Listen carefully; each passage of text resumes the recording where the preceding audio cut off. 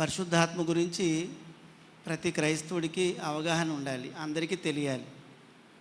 అప్పుడు పరిశుద్ధాత్మ గురించి కొన్ని ప్రాథమిక విషయాలు మనం ఆలోచన చేసినట్లయితే, పరిశుద్ధాత్ముడు దైవత్వంలో ఒక వ్యక్తిగా ఉన్నారు. ఆయన అంటే దైవత్వం అంటే దేవుని స్వభావం కలిగిన వారు ముగ్గురు ఉన్నారు. వారు ఎవరంటే తండ్రి మరియు కుమారుడు పరిశుద్ధాత్ముడు. దైవత్వము దేవుని యొక్క తత్వం. దైవత్వం గలవారు ముగ్గురు ఉన్నారు.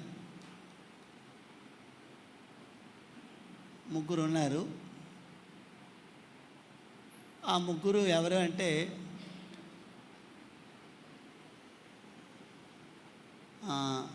తండ్రి, ఫాదరు, కుమారుడు, సన్. మూడు ఆయన పరిశుద్ధాత్ముడు.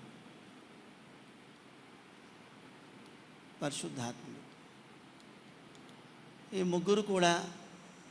ముగ్గురు వేరువేరు సందర్భాల్లో మనకు కనబడతారు.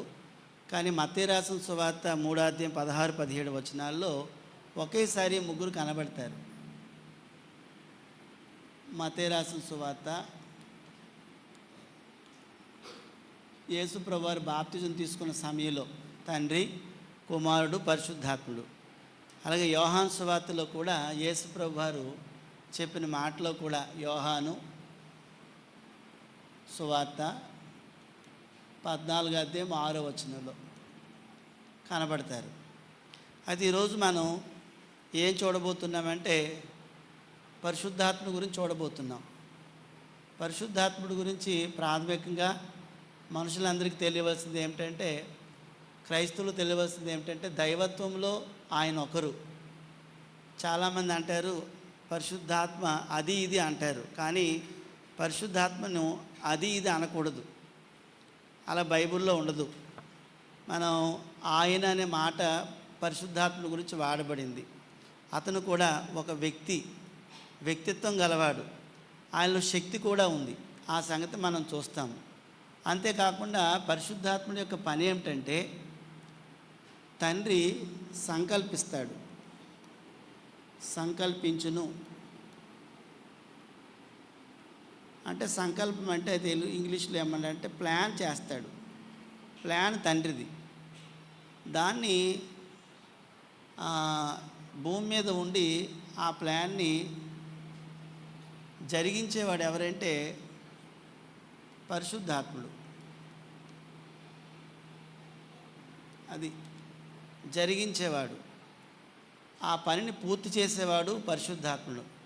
దేవుడు సంకల్పిస్తాడు, ఆ పనిని ఇక్కడ పూర్తి చేసేవాడు ఎవరు అంటే పరిశుద్ధాత్ముడు చేస్తాడు. ఉదాహరణకి మోషే కొండ మీదకి వెళ్ళినప్పుడు మోషేకి ప్రత్యక్ష గుడారం చేయమని చెప్పాడు. ఈ ప్రత్యక్ష గుడారాన్ని చేసేటప్పుడు దేవుడు కొంతమంది వ్యక్తుల పేర్లు చెప్పాడు. వారిని ఈ పని కోసం అంటే ఆ గుడారం నిర్మాణం కోసం వాడుకున్నాడు. నిర్గమకాండము 31 1-5 వచనాల్లో వాళ్ళిద్దరి పేర్లు ఉన్నాయి. నిర్గమకాండము 31 1-5 వచనాల్లో. అంటే దేవుడు ఏం చేశాడంటే, నేను నివాసం ఉండటానికి ఒక స్థలం కావాలన్నాడు. దాన్నే పరిశుద్ధ స్థలం అన్నాడు. ఆ పరిశుద్ధ స్థలం ఏదంటే ప్రత్యక్ష గుడారం. దేవుడు ప్రత్యక్ష గుడారంలో నివాసం ఉంటానని ఆ నివాస స్థలం గురించి సంకల్పించాడు, అనుకున్నాడు. దాన్ని తయారు చేయాలి భూమి మీద. అలా తయారు చేయటానికి ఎవరు సహాయం చేశారంటే పరిశుద్ధాత్ముడు సహాయం చేశాడు. 31 1-5 వచనాల్లోని ఇద్దరు పేర్లు ఉన్నాయి. ఒక ఆయన పేరు బెసలేలు, ఒక ఆయన పేరు అహోలియాబు. వీళ్ళిద్దరు కూడా ప్రత్యక్ష గుడారాన్ని నిర్మించారు. అప్పుడు దేవుడు ఏదైతే అనుకున్నాడో అనుకున్న దాన్ని అలాగా తూచా తప్పకుండా అలాగే తయారు చేయగలిగారు ఈ ఇద్దరు యవనస్తులు. వీరితో కొంతమంది ఉన్నారు. వీళ్ళు అలా తయారు చేయడానికి భూమి మీద వీరికి సహాయం చేసింది ఎవరు అంటే, ఇగో ఈ పైన రాసుకున్నాం కదా, ఈయన సహాయం చేశాడు. ఈయన పరిశుద్ధాత్ముడు ఉండి వీరిలో పరిశుద్ధాత్ముడు ఉండి, ఆ పరిశుద్ధాత్ముడు ఏం చేశాడంటే దేవుడు ఏదైతే సంకల్పించాడో ఆ సంకల్పాన్ని నెరవేర్చాడు. ఆ విధంగా పరిశుద్ధాత్ముడు సహాయం చేస్తాడు. మరొక విషయం, ఇప్పుడు భూమి మీద దేవుడి కోరిక ఏంటంటే ఒక మనుష్యుడు పరిశుద్ధంగా బ్రతకాలి.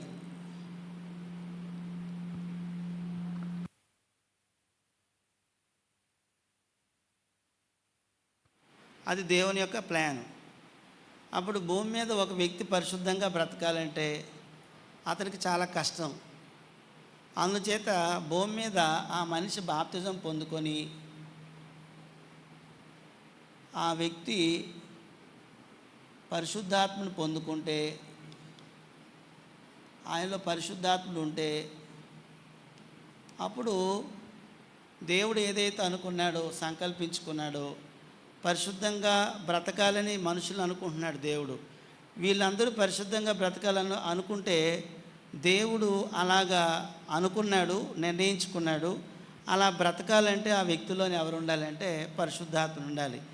ఎవరిలోనైతే పరిశుద్ధాత్ముడు ఉంటారో వారు పరిశుద్ధంగా బ్రతకగలుగుతారు. అది ఇప్పుడు చేస్తున్న పని. అంటే భూమి మీద మనుషులందరూ కూడా పాపం చేస్తూ ఉంటారు. పాపం చేయటం ఎవరికి ఇష్టం లేదు? తండ్రికి ఇష్టం కాదు, తండ్రి యొక్క అభిష్టం కాదు అది. తండ్రి యొక్క కోరిక ఏంటంటే మనుషులందరూ పరిశుద్ధులుగా నిర్దోషులుగా ఉండాలనేది కోరిక. మరి అది ఎలా సాధ్యమంటే, ఎవరైతే రక్షణ పొందుకుంటారో బాప్తిజం పొందుకుంటారో వారిలోనికి దేవుడు పరిశుద్ధాత్మను పంపిస్తాడు. ఆ పరిశుద్ధాత్మను కానీ ఎవరిలోనైతే నివసిస్తాడో ఎవరిలోనైతే ఉంటాడో వారందరూ కూడా పరిశుద్ధంగా బ్రతకడానికి అవకాశం ఉంటుంది. అంటే మనుషులు పరిశుద్ధంగా ఈరోజు బ్రతుకుతున్నారు అంటే, బ్రతకగలుగుతున్నారంటే వారిలో ఎవరుండి ఆ పని చేస్తున్నారంటే పరిశుద్ధాత్ముడు ఉండి ఆ పని చేస్తున్నాడు. అది మనకి మనసులో ఉండాలి. ఆ మనసులో ఉండి అప్పుడు మనం దీన్ని చదువుతాం. కాబట్టి సామాన్యంగా మనం నేర్చుకోవాల్సింది ఏంటంటే, పరిశుద్ధాత్ముడు ఎవరు అంటే దైవత్వంలో ఒక వ్యక్తి. దైవత్వంలో ఎంతమంది ఉంటారు అంటే తండ్రి, కుమారుడు, పరిశుద్ధాత్ముడు ఉంటారు. అప్పుడు ఇంకో విషయం, దేవుడు సంకల్పిస్తాడు, పరిశుద్ధాత్ముడు ఇక్కడ ఉంటే దాన్ని సాధిస్తాడు. ఒకవేళ నా టార్గెట్ ఏంటంటే, నా గురి ఏంటంటే, ఒకవేళ నేను ఏవైనా ఈ భూమి మీద సంపాదించుకోవడం అనేది నా గురి అనుకోండి. దేవుడి యొక్క గురి ఏంటంటే నన్ను పరిశుద్ధంగా చూడాలనుకుంటున్నాడు. అది దేవుని గురి. అర్థమైందండి? దేవుడికి మనలాగా ఇవన్నీ సంపాదించుకోవాలి, ఎలాగైనా ఉండాలని ఆయన కోరిక కాదు. పరలోకంలో ఉన్న తండ్రి యొక్క చిత్తం ఏంటి తెలుసండి? యేసు ప్రభువు వారు శిష్యులకు ప్రార్థన నేర్పిస్తారు. మత్తయి రాసిన సువార్త 6వ అధ్యాయంలోని 9వ వచనంలో ఏం చెప్పాడు? పరలోకమందున్న మా తండ్రి, నీ చిత్తము పరలోకమందు నెరవేరినట్లుగా భూమి మీద కూడా నెరవేరాలి. అంటే భూమి మీద నీ ఇష్టం నెరవేర్చబడాలి. ఇప్పుడు చెప్పండి, భూమి మీద మనుషులందరూ ఎవరిష్టాన్ని చేసుకుంటున్నారు? భూమి మీద వెనకాల కూర్చున్నారు. భూమి మీద మనుషులందరూ ఎవరిష్టాన్ని నెరవేర్చుకుంటున్నారు? ఎవరికి ఏది ఇష్టమో అది చేస్తున్నారు. కానీ దేవుడి యొక్క ఆలోచన అది కాదు. మీరు నా ఇష్టాన్ని చేయండి అంటున్నాడు. ఒకవేళ దేవుడు తన ఇష్టాన్ని మనలో చేయించాలి అంటే, జరగాలి అంటే వారు ఖచ్చితంగా పరిశుద్ధాత్ముల సహాయం తీసుకోవాలి. అందుకు పరిశుద్ధాత్ముడు అతడు ఎల్లప్పుడూ ఉండేవాడు. హెబ్రీ పత్రిక 9:14 ఉంటుంది. నిత్యుడగు ఆత్మ అంటే పరిశుద్ధాత్ముడు ఎప్పుడో పూర్వమందే కాదు, ఇప్పుడు ఉన్నాడు, మనతోనే ఉంటాడు, మనకు సహాయం చేస్తాడు. అప్పుడు మనం ఈరోజు ఆలోచిస్తున్న సంగతి ఏంటంటే, క్రొత్త నిబంధన, పాత నిబంధన రెండు ఉంటాయి. పాత నిబంధనలోని పరిశుద్ధాత్మ కనబడతాడు. పాత నిబంధనలోని అంటే పరిశుద్ధాత్మలు కొన్ని పేర్లు ఉన్నాయి. ఏంటా పేర్లు అంటే, యెహోవా ఆత్మన్న పరిశుద్ధాత్మన్న ఒకటే, దేవుని ఆత్మన్న పరిశుద్ధాత్మన్న ఒకటే. ఆత్మ అని మీ బైబిల్లోని పెద్ద అక్షరాలతో ఎక్కడైనా ఉంటే ఆ ఆత్మ అనే పెద్ద అక్షరాలన్నీ కూడా ఎవరిని తెలియజేస్తున్నాయంటే పరిశుద్ధాత్మని తెలియజేస్తుంది. మనం చదువుతాం ఇప్పుడు, అక్కడ పెద్ద అక్షరాలతో ఉంటుంది. అలాగా బైబిల్లో ఎక్కడైనా పెద్ద అక్షరాలతో ఆత్మ అని రాసి ఉంటే అది ఎవరి గురించి రాయబడిందంటే పరిశుద్ధాత్ముడి గురించి రాయబడింది.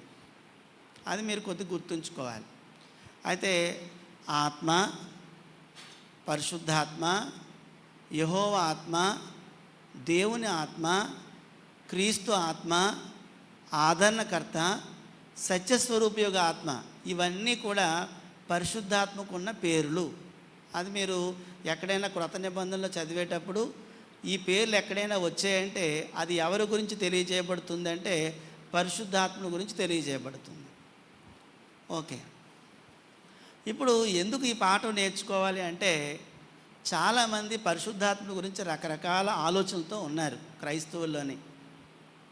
కొంతమంది ఏమంటారంటే ఎవరైనా పిలిస్తే పరిశుద్ధాత్ముడు వస్తాడు, మనలోకి వస్తాడని కొంతమంది ఆలోచనతో ఉన్నారు.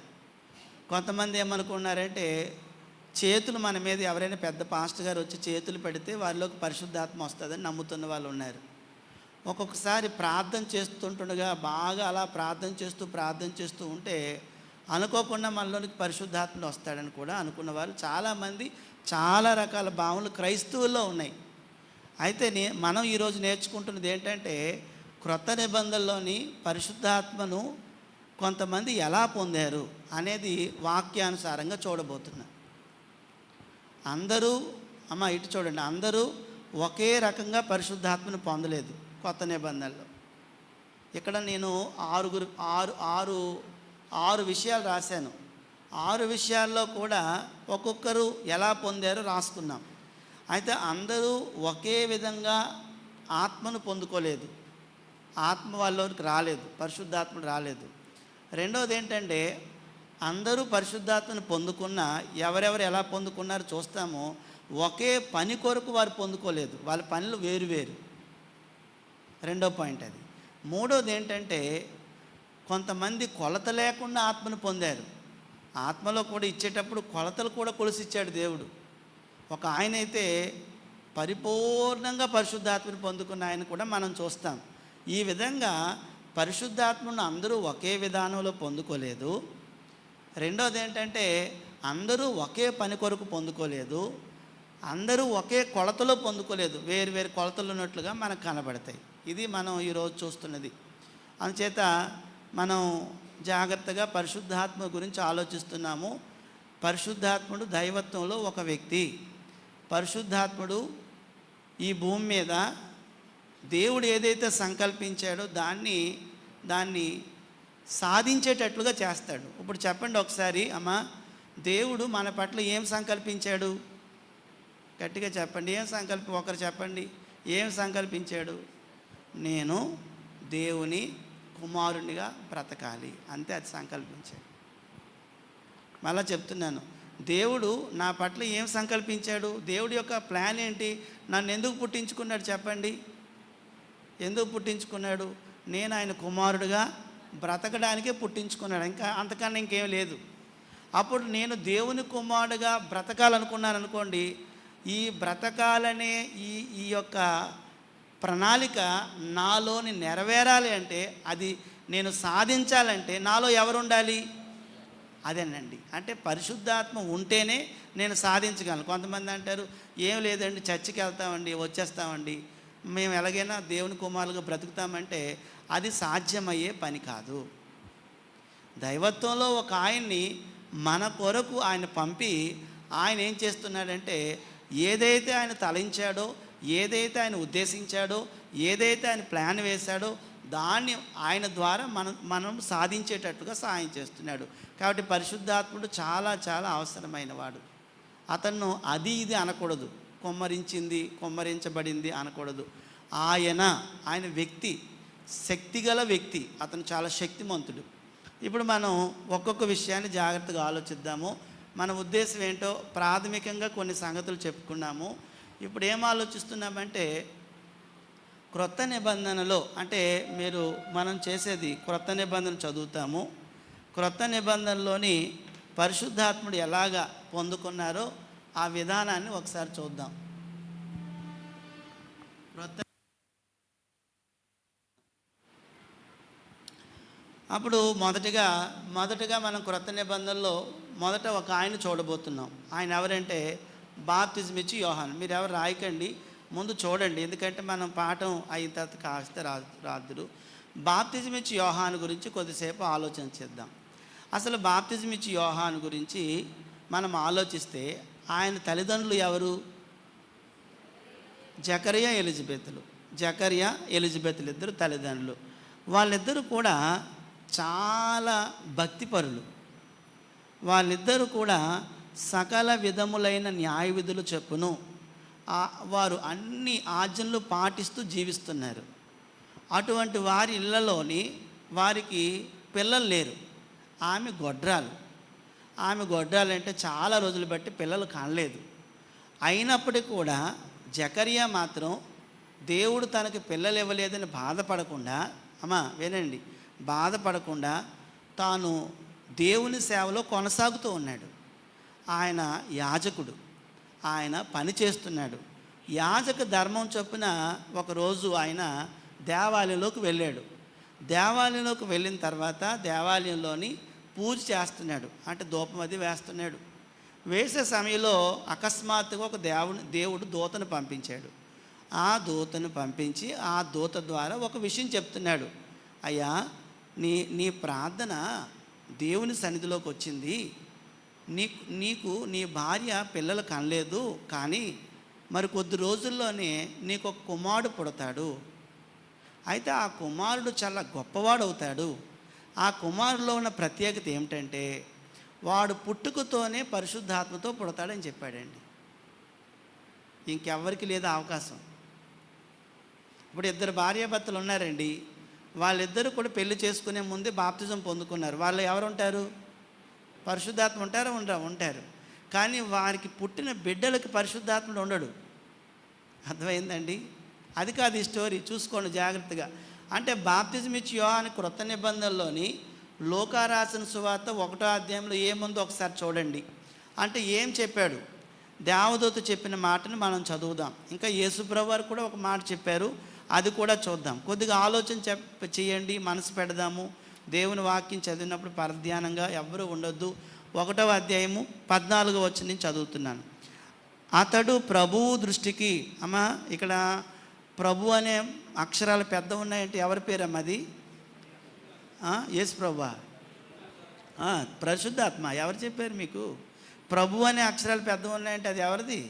యెహోవాదమ్మా. తప్పు. ప్రభు అంటే యెహోవా.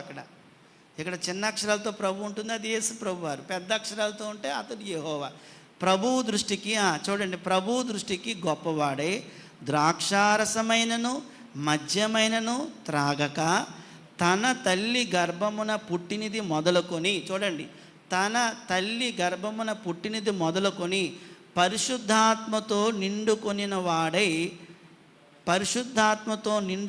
వాడై ఇశ్రాయేల్లో అనేకులను ప్రభువైన వారి దేవుని వైపుకు త్రిప్పును అన్నాడు. అదండి, జాగ్రత్తగా చూడండి అమ్మా. ఇక్కడ మనం నేర్చుకుంటున్న పాఠం ఏమిటంటే తల్లి గర్భమున పుట్టినది మొదలుకొని పరిశుద్ధాత్మతో నిండుకున్న వారు ప్రపంచంలో ఎవరూ లేరు. అది బోర్న అంటే పుట్టినప్పుడు పరిశుద్ధాత్మతో ఎవరు పుట్టరు, పరిశుద్ధాత్మతో నిండుకొని పుట్టరు. కానీ పిల్లలు మాత్రం దేవుని పోలికే, పిల్లలు దేవుని పోలికే. కానీ ఇతనిలో ఉన్న ప్రత్యేకత ఏమిటో తెలుసండి? బాప్తిజం ఇచ్చి యోహానులో ఉన్న ప్రత్యేకత ఏంటంటే ఎప్పుడు పరిశుద్ధాత్మను పొందుకున్నాడు? పుట్టుకతోనే పొందుకున్నాడు. ఇది ఎవరికి సంబంధించి ఆయనకు ఒక్కరికి మాత్రమే. అది ఆయనలో ఉన్న ప్రత్యేకత, పుట్టుకతోనే పరిశుద్ధాత్మను. జాగ్రత్తగా మనసు పెట్టండి. పరిశుద్ధాత్మను పొందుకోవటం అనేది చాలా విధానాలు ఉన్నాయి. మనం బాప్తిజం ఇచ్చి యోహాను గురించి చదువుతున్నాం. అప్పుడు బాప్తిజం ఇచ్చి యోహాను పుట్టుకతోనే పొందుకున్నాడు. మరి ఎంతకాలం అమ్మా నాన్న దగ్గర ఉన్నాడు మనకి బైబిల్లో రాయబడలేదు. కానీ ఆయన ఎక్కువగా ఎక్కడ ఉండేవాడంటే అరణ్యంలోనే ఉండేవాడు. ఒకసారి నా వైపు చూడండి. అరణ్యంలో ఎవరు ఉంటారు? మనుషులు ఉంటారా? మరి ఆయనకి టీచర్ ఎవరు? ఆయనకి ఎవరు ఏం చెప్తారు? ఆలోచించండి ఒకసారి. అసలు ఈ బాప్తిజం ఇచ్చి యోహాను యొక్క పని ఏంటి అసలు? పని ఏంటి, ఎలా అనేది లేదు. ఎలా పొందుకున్నాడో రాయలేదు. కొంతమంది గురించి రాశాను, ఎలా అనేది బైబిల్లో రాయలేదు. ఎందుకు అసలు ఇతను ఎందుకు ఈ బాప్తిజం ఇచ్చే యోహానికి దేవుడు పరిశుద్ధాత్మని ఇచ్చాడు? పుట్టుకతోనే ఎందుకు ఇచ్చాడంటే, జాగ్రత్తగా చూడండి, ఆయన పుట్టక ముందే ఆయన గురించి పరలోకంలో మాట్లాడుకున్నారు. ఎవరు? తండ్రి, కుమారుడు, పరిశుద్ధాత్ముడా. పైన ఉన్నారు ముగ్గురు కూడా. ఆయన పుట్టక ముందే వాక్యాలు, ధర్మశాస్త్రం లేకపోతే పాత నిబంధనలు ఆయన గురించి రాయబడి ఉంది. ఎవరైనా రాశారా? పుట్టకముందే యోహాను గురించి పుడతాడని రాశారు. మలాకి గ్రంథంలో రాశాడు. మలాకి ఏలియా లాంటి ఆత్మతో వస్తాడని ఎవరు రాశారు? మలాకి రాశాడు. ఎందుకు వస్తాడైనా, ఎందుకు రావాలైనా, ఆయన గురించి చాలామంది ప్రవక్తలు రాశారు. అసలు ఎందుకు దేవుడు పుట్టుకతోనే పరిశుద్ధాత్మనిచ్చాడు? ఏంటి పర్పస్? ఎందుకు ఆ పరిశుద్ధాత్ముడి తనలో ఉపయోగపడ్డాడు? ఏం పని చేయించాడంటే, ప్రభువు మార్గం సరళం చేయటానికి. ఎవరి మార్గం? ఒకసారి యెషయా అనే ప్రవక్త ఆ విషయాన్ని చెప్పాడు. ఎవరి గురించి? ఈ యోహాను గురించే. ఈ యోహాను గురించి చెప్పాడు. ఒకసారి చదువుదాము. మత్తయి రాసిన సువార్త 3వ అధ్యాయము. మత్తయి రాసిన సువార్త 3వ అధ్యాయం. తీయండి అందరూ, వేగంగా చూడండి. 3వ అధ్యాయంలో అక్కడ యెషయా గ్రంథం 40 అధ్యాయం 3వ వచనాన్ని ఇక్కడ కోట్ చేశాడు. 3వ అధ్యాయము 3వ వచనం, లేకపోతే 1, 2, 3 చదువుతున్నాను చూడండి. ఏమన్నాడు? ఆ దినముల యందు బాప్తిజం ఇచ్చి యోహాను ప్రత్యేకత ఏంటి చెప్పాము ఇప్పుడే. ఆయన పుట్టుకతోనే టీచర్ ఎవరు ఆయనకి? మరి ఎవరు లేరు. ఎందుకంటే ఆయన అరణ్యంలో ఉంటాడు. ఆయన భోజనం ఏంటి తెలుసా? భోజనం ఏంటి చెప్పండి? మిడతలు, అడవి తేనె, అంతే ఆయన భోజనం. ఊర్లో ఉండడు ఆయన, ఊర్లోకి రాడు. వస్తాడు, ఏదైనా వచ్చి చెప్పేసి దేవుడి గురించి చెప్పేసి వెళ్ళిపోతాడు, అంతే. ఎక్కువ సంవత్సరాలు బ్రతకలేదు ఆయన. మహా అయితే చాలా చిన్న వయసులోనైనా చనిపోయాడు. పరిశుద్ధాత్మ మాత్రం ఆయనలో పరిశుద్ధాత్మ ఉన్నాడు. దేవుడు టార్గెట్ ఏంటంటే, ఇతను పంపిస్తాను, ఇతని ద్వారా ముందుగానే ప్రభు యొక్క మార్గాన్ని సరళం చేస్తాను. అతను వచ్చి చెప్తాడనమాట, పరలోక రాజ్యం సమీపించి ఉన్నది, పరలోక రాజ్యం సమీపించి ఉన్నది. వచ్చేసింది పరలోక రాజ్యం. అంటే పరలోక రాజ్యం అంటే ఏంటండి? సంఘం స్టార్ట్ అయిపోతుంది, యేసు ప్రభు రాజ్యం రాబోతుంది అని ఎవరు చెప్పారు? వచ్చి ముందుగాను చాలామంది ప్రవక్తలు వచ్చారు. ఈయన ఒక ప్రవక్త చెప్పాడు. అప్పుడు చూడండి, పరలోక రాజ్యం సమీపించి ఉన్నది, మారు మనసు పొందనని యోదయ అరణ్యములో ప్రకటించుచున్నెను, సిద్ధపరచుడి, సరళం చేయడని కేకవేయు ఒకని శబ్దమని ప్రవక్త అయిన యెషయా ద్వారా చెప్పబడిన వాడు ఇతడే. అంటే ఇతడి గురించి ఎప్పుడు చెప్పబడింది? 700 సంవత్సరాలకు ముందు చెప్పబడింది. ఎవరు? ఈయన గురించి. ఈయనకు ఈ పని చెయ్యాలంటే మరి గైడ్ ఎవరు? నడిపించేది ఎవరమ్మా? మొదటే చెప్పాను నేను, సంకల్పం ఎవరిది? తండ్రి. సంకల్పం ఎవరు చేస్తారు? దేవుడు. జరిగించేది ఎవరు? ఆయనలో ఉన్నాడు పరిశుద్ధాత్ముడు, పుట్టుకతోనే ఉన్నాడు. ఆయన ఎవరి దగ్గర, టీచర్ దగ్గరికి వెళ్ళలేదు, ఎక్కడ నేర్చుకోలేదు ఏ విషయాలను. అంటే బాప్తిజం ఇచ్చి యోహాను యొక్క ప్రత్యేకత ఏమిటంటే, ఆయన తల్లి గర్భమునది పుట్టినది మొదలుకొని పరిశుద్ధాత్మతో నిండుకొనినవాడు. ఆయన అరణ్యంలో పెరిగాడు. అడవి తేనె, మిడతలు అతని ఆహారం. అతడు దేవుని సన్నిధిలో ఉన్నాడేమో. మొత్తం మీద ఆయన యేసు ప్రభు వారి గురించి చెప్పాడు. ఆయన మార్గాన్ని, దేవుని మార్గాన్ని సరళం చేస్తున్నాడు. ఇదిగో వచ్చేస్తున్నాడు ఆయన, ఇదిగో రాబోతున్నాడు ఆయన, ఇదిగో ఆయన మార్గాలు ఇదిగో పడుతున్నాయి, మీరు రండి, లోపలికి వచ్చేయండి, మారు మనసు పొందండి అని చెప్పినవాడు ఎవరంటే ఆయన. అందుకు ఎందుకోసం ఇవ్వబడ్డాడు పరిశుద్ధాత్ముడు, ఎందుకోసం ఆయనలో ఉన్నాడంటే ప్రభు మార్గం సరళం చేయటానికి. అంత ఈజీ కాదు. తర్వాత ఏమి చేశారు ఆయన అంటే, ఏమి చేశాడు బాప్తిజం ఇచ్చి యోహాను అంటే, పరలోక రాజ్యం గురించి ప్రకటించాడు. ఎవరు ప్రకటించారు పరలోక రాజ్యం గురించి? ప్రవక్తలందరూ వచ్చారు. ఇతను ఒక గొప్ప ప్రవక్త. ఇతను పరలోక రాజ్యం గురించి ప్రకటించారు. ఇంకొకటి, ఈయన ఎంత ప్రత్యేకమైన వాడంటే ప్రకటించే విషయంలో ధైర్యం గలవాడు, ప్రకటించే విషయంలో మౌమాటం లేనివాడు. అది విషయం. ప్రకటన అనేది మాత్రం మౌమాటంగా చేయడు, చాలా ధైర్యంగా చేస్తాడు. ఎంత ధైర్యం అంటే మత్తయి రాసిన సువార్త 3వ అధ్యాయంలోని చూడండి ఒకసారి. 3వ అధ్యాయంలోని అతని దగ్గరికి బాప్తిజం తీసుకోవడానికి చాలామంది వస్తున్నారు. 7వ వచనంలో చూసినట్లయితే కొంతమంది గొప్ప వాళ్ళు వచ్చారు ఆయన దగ్గరికి. ఎవరు వాళ్ళు? అతడు పరిసయ్యులలోను, అంటే పరిసయ్యులు అంటే బ్రాహ్మణులు లాంటి వారు అన్నమాట. ఇప్పుడు బ్రాహ్మణులు అంటే ఎంత ఇదో, పరిసయ్యులు అంటే యోధా మతంలోని అత్యంతమైన మత ప్రవిష్టులు. అలాంటి వారు యోహాను దగ్గరికి వస్తే ఏమాత్రం ఆయన బెదరకుండా, జడియకుండా, ఏమాత్రం అధైర్యం లేకుండా, ఆయన పరిశుద్ధాత్ముడు ఉన్నాడు కదా, ఎలా మాట్లాడుతున్నాడు చూడండి.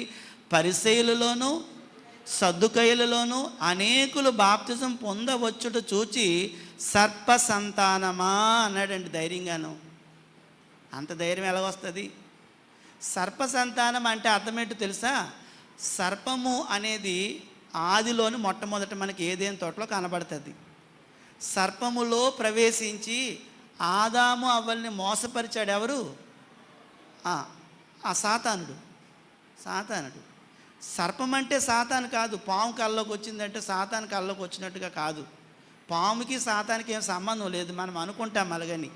పాములో ఉండి మాట్లాడాడు అంతే. సాతాను అతనిలో ఆ పామును వాడుకున్నాడు. అందుకే సాతానికి ఒక పేరు కూడా ఉంది, ఆది మహా ఘట సర్పమని. అయితే ఆయన పిల్లలుగా ఎవరిని వర్ణిస్తున్నాడంటే పరిసయ్యులను సద్దుకయ్యులను అంటున్నాడు. మీరు సాతాను పిల్లలు. అసలు పరిసయ్యులు సద్దుకయ్యులు ఎవరి పిల్లలండి? యూదులు ఎవరి పిల్లలమ్మా? యాకోబు సంతానం. యాకోబు అంటే ఎవరమ్మా? దేవునితో పోరాడి గెలిచినవాడు, దేవదూతతో పోరాడి గెలిచినవాడు, దేవుని కుమారుడుగా ఉన్నవాడు. అలాంటి పిల్లలని ఇప్పుడు ఇతను ఏమని పిలుస్తున్నాడంటే సర్ప సంతానం. ఎందుకు పిలుస్తున్నాడంటే మీరు దేవుని నియమాలన్నీ మర్చిపోయారు, పాటించటం లేదు. అందుకు ధైర్యంగా మోమాటం లేకుండా ఏమంటున్నాడంటే సర్ప సంతానమా, రాబోవు ఉగ్రతను తప్పించుకున్నటకు మీకు బుద్ధి చెప్పిన వాడెవడు? మారు మనస్సుకు తగిన ఫలాలు ఫలించండి అని ధైర్యంగా బోధించాడు.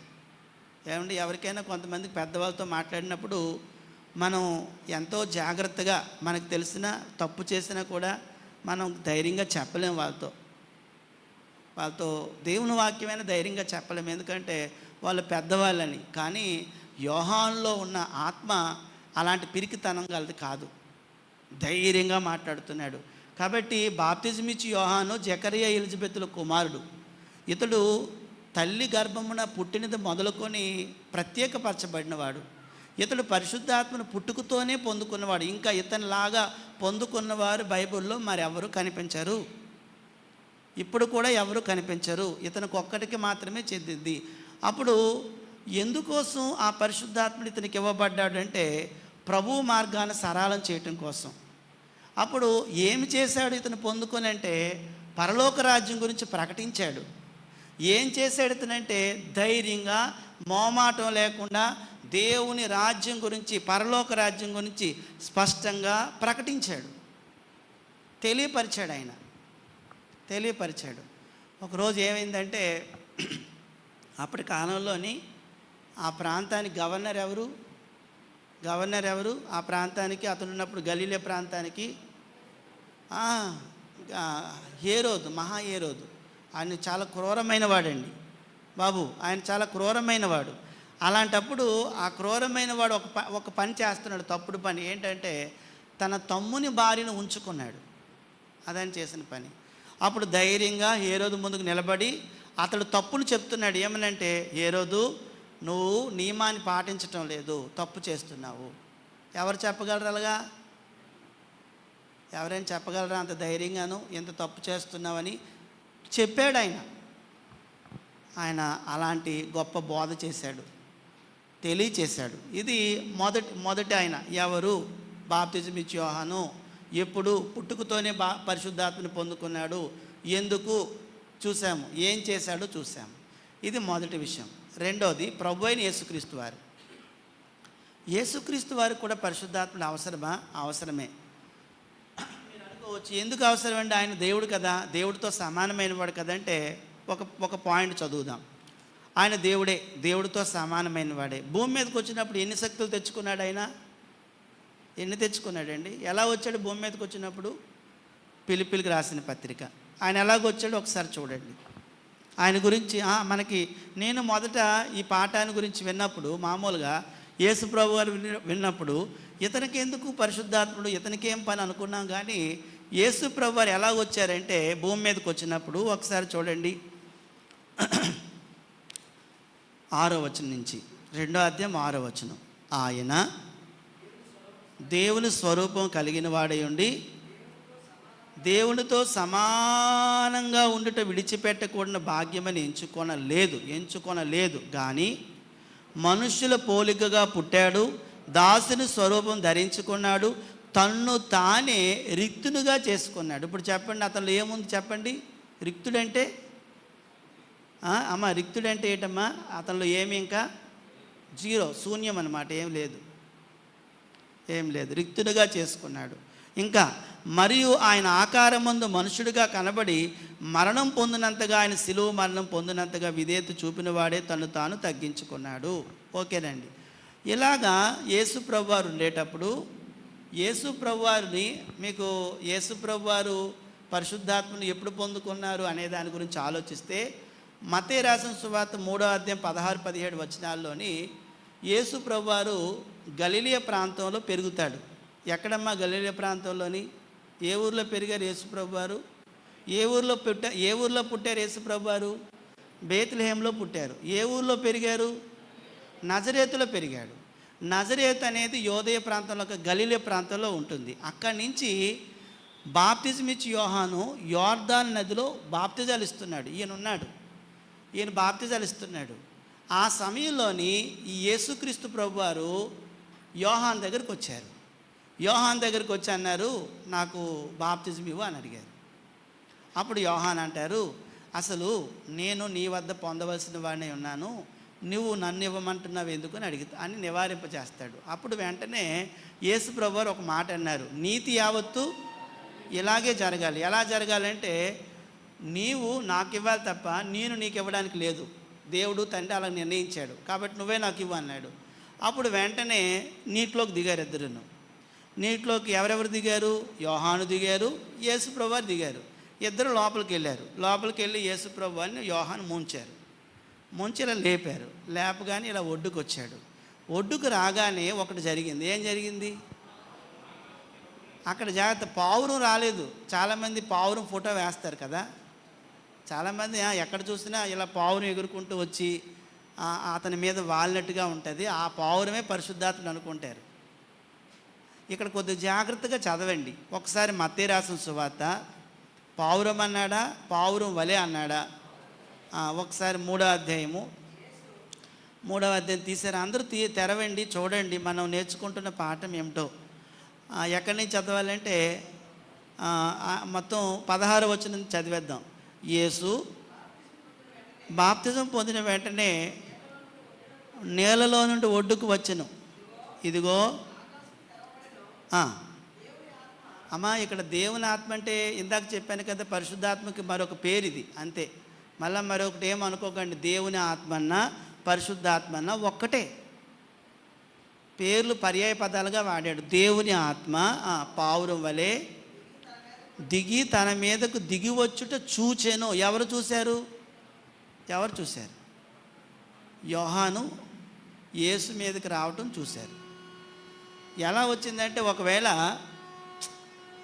మామూలుగా ఇప్పుడు పక్షి ఇలా ఉంటుంది కదా, ఇలా ఉంటుంది అనుకోండి, ఇలా ఉంది పావురం అనుకోండి, ఇది మామూలు ఇలాంటి ఆకారంలో వచ్చింది. ఆకారంలో పరిశుద్ధాత్ముడు వచ్చినట్లుగా చూశాడు. ఎవరు చూశారు? యోహాన్ చూశాడు. ఇప్పుడు పాయింట్ ఏంటంటే, ఎప్పుడైతే బాప్తిజం పొందుకున్నారో, బాప్తిజం పొందుకునేటప్పుడు పరిశుద్ధాత్మని ఎవరు పొందుకున్నారు అంటే యేసు ప్రభు వారు పొందుకున్నారు. మీరు అందరికీ డౌట్ రావచ్చు, ఆయనకెందుకు పరిశుద్ధాత్ముడు సాయము? ఆయన దేవుడే కదా, దేవుడితో సమానమైన వాడే కదా. అవును, దేవుడే. దేవుడితో సమానమైన వాడే. మరి భూమి మీదకి ఎలా వచ్చాడు ఆయన? మనుషుని ఆకారంలో వచ్చాడు. రిక్తుడిగా వచ్చాడు, అన్నీ పట్టుకొని వచ్చాడా? ఆయన దగ్గర శక్తులన్నీ పట్టుకొని వచ్చి ఈ భూమి మీద జీవించాడా? లేదు, జీరోతో వచ్చాడు ఆయన. అది గమనించాలి. చాలామంది ఏమంటారంటే, అవునండి యేసుప్రభు ఎందుకు పాపం చేస్తాడు, ఆయన దేవుడు కదండి అందుకే చేయలేదంటే, వాస్తవంగా యేసుప్రభు వారి గురించి ఏమని రాయబడిందంటే, ఆయన దేవుని సమానమైన వాడే, దేవుని కుమారుడే, కానీ ఆయన మనుష్యుని ఆకారంలో వచ్చాడు, మనుషుని పోలికను ధరించుకున్నాడు. 100కి 100 పాళ్ళు మన శరీరం ఎలా ఉంటుందో ఆయన శరీరం అలాగే ఉంటుంది. మన శరీరంలో ఎలాంటి కోరికలు ఉంటాయి, ఆయన శరీరంలో అలాంటి కోరికలు ఉంటాయి. కానీ ఆ కోరికలన్నిటినీ కూడా నిగ్రహించుకొని పాపం చేయకుండా, పాపుల్లో చేరకుండా ప్రత్యేకంగా జీవించాడు ఆయన. అలా జీవించడానికి ఆయన కూడా ఎవరు సహాయం చేశారు? పరిశుద్ధాత్మను సహాయం చేశాడు. అప్పుడు పరిశుద్ధాత్మను ఎప్పుడు పొందుకున్నాడో చూస్తున్నాడు. ఎప్పుడు పొందుకున్నాడంటే, ఇదిగో ఈ సమయంలో పొందుకున్నాడు. అప్పుడు పావురం ఆకారంలో పరిశుద్ధాత్మను వచ్చి ఆయన మీద రాలేడు, ఆయనలో ప్రవేశించాడు. ఇప్పుడు ఇక్కడ కొలత లేకుండా అని రాశాము. ఒకసారి చూడండి, యోహాను సువార్త చూద్దాం. యోహాను సువార్త కొలత లేకుండా అనే మాట ఎక్కడుందో మనం చూస్తే, అంటే ఆయనకి ఇవ్వబడినట్లుగా మనకి ఇవ్వబడదు, ఆయన ఫుల్ఫిల్ అన్నమాట. ఎలా అంటే యోహాను సువార్త 1వ అధ్యాయము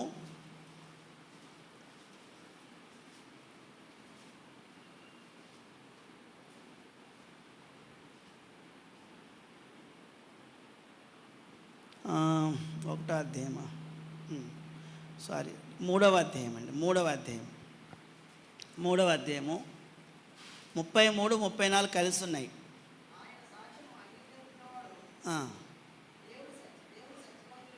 మాటకు ముద్ర వేసి ఉన్నాడు. అమ్మా చూడండి అందరూ అక్కడ అది రాశాను నేను ఇక్కడ. ఏలయనగా దేవుడు తాను పంపిన పంపినవాడు ఎవరండి అమ్మా? తాను పంపినవాడు ఎవరంటే యేసుప్రభు వారు. యేసుప్రభు వారికి కొలత లేకుండా ఆత్మను అనుగ్రహించును గనుక ఆయన దేవుని మాటలే పలుకుతాడు. అది కొలత లేకుండా ఆత్మను పొందుకున్నాడు ఆయన. అప్పుడు ఇక్కడ ఒక విషయం ఉందండి. ఎందుకు పావురం ఆకారంలో వచ్చి రాలాలి? మామూలుగా వచ్చి లోపలికి వెళ్ళిపోవచ్చు కదా పరిశుద్ధాత్ముడు. ఎందుకు అలా జరిగింది? దానికి ఒక ముఖ్యమైన కారణం ఉంది. అది ఏమిటంటే, ఒకసారి నా వైపు చూడండి. చాలామంది యూదులు ఎవరి కోసం ఎదురు చూస్తున్నారు? దేవుడు తన కుమారుని పంపిస్తానన్నాడు, మెస్సీని పంపిస్తానన్నాడు, రక్షకుడిని పంపిస్తానన్నాడు అని చూస్తున్నారు. ఆ రక్షకుడు ఎవరో ఇంకా చాలామందికి తెలియటం లేదు, అపార్థం చేసుకుంటున్నారు. తూర్పు దేశపు జ్ఞానులు వచ్చి ఎవరింట్లోకి వెళ్ళారు? మొట్టమొదటి రక్షకుడిని చూద్దామని రాజుగారి ఇంట్లోకి వెళ్ళారు. కానీ రాజుగారి ఇంట్లో రక్షకుడు లేడు. ఎక్కడున్నాడు అతను? అప్పటికి అక్కడెక్కడో పశువుల పాకలో నుంచి, సత్రంలో నుంచి ఎక్కడికో తీసుకెళ్ళారు ఆయన్ని. కానీ వాళ్ళు ఎలాగ అపార్థం చేసుకున్నారు? చాలామంది అపార్థం చేసుకున్నారు. ఇప్పుడు దేవుని కుమారుడే అనే సంగతి తెలియాలి. అందుకోసం దేవుడు ఏం చేశాడంటే, ఈ బాప్తిజం ఇచ్చి యోహానికి ఒక సాక్ష్యం చూపించాడు. ఏంటి ఆ సాక్ష్యం అనేది చూడండి. యోహాను సువార్త 1వ అధ్యాయం. ఇప్పుడు పాయింట్ ఏంటంటే, ఎందుకు అలా జరిగిందో చూద్దాం. ఎందుకు అలాగ పావురం ఆకారంలో ఆయన పొందాడు అంటే, ఒకసారి చూడండి. ఎందుకట 1వ అధ్యాయము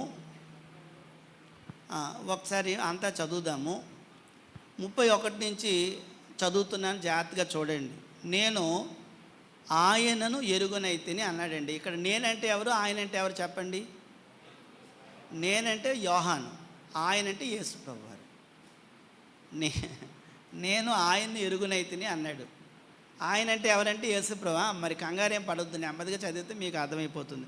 నేను ఆయన్ని ఎరుగునైతిని కానీ ఆయన ఇశ్రాయేలుకు ప్రత్యక్షమగుటకు నేను నీళ్లలో బాప్తిజం ఇచ్చుచూ వచ్చితినని చెప్పాను. నేనేం చేస్తానంటే నీళ్ళలో అందరికీ బాప్తిజాలు ఇస్తూ ఉంటున్నాను, చెప్పాను. మరియు 32 యోహాను సాక్ష్యం ఇచ్చుచు ఆత్మ పావురం వలె ఆకాశము నుండి దిగువచ్చుట చూచి తిని. ఎవరు చూశారు? ఇక్కడ ఎవరెవరు ఉన్నారండి? నీళ్ళలో నుంచి ఆయన ఒడ్డుకు వస్తున్నాడు. అతను ఇంకా నీళ్ళలో ఉన్నాడేమో. ఇలా వస్తుంటే ఏదో పావురం ఆకారంలోకి వచ్చి ఆయన మీద వాళ్ళం యోహాను చూసేశారు. బాప్తిజం ఇచ్చి యోహాను చూశారు.